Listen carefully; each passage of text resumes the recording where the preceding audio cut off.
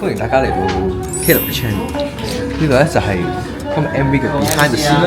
我哋拍緊《少年加納的煩惱》啊。咁我今次飾演嘅角色咧就叫做加納，咁其實就係我啦。啱啱食完嘢。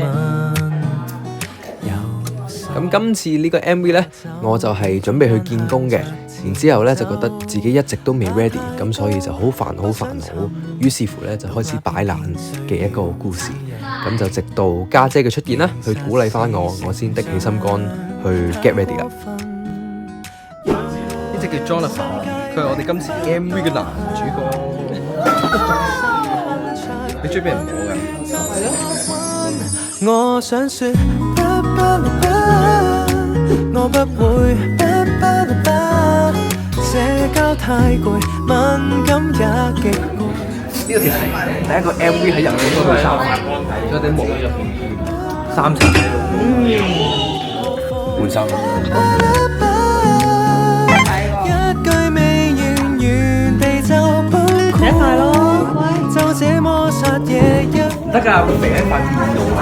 先好好後悔。如果買香水嘅。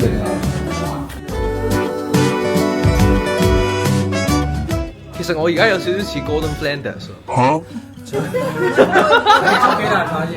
然間會變性，講將來晚樣計劃忽然卻即興，其實是成長太過分。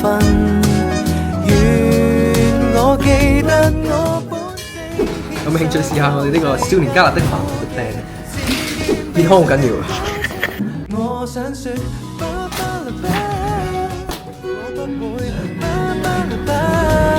社交太攰，敏感也極攰，暫時寧願休會。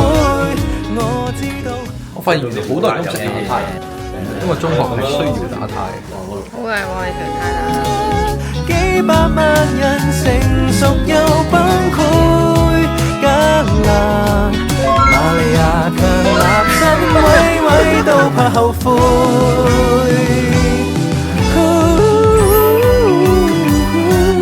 我感到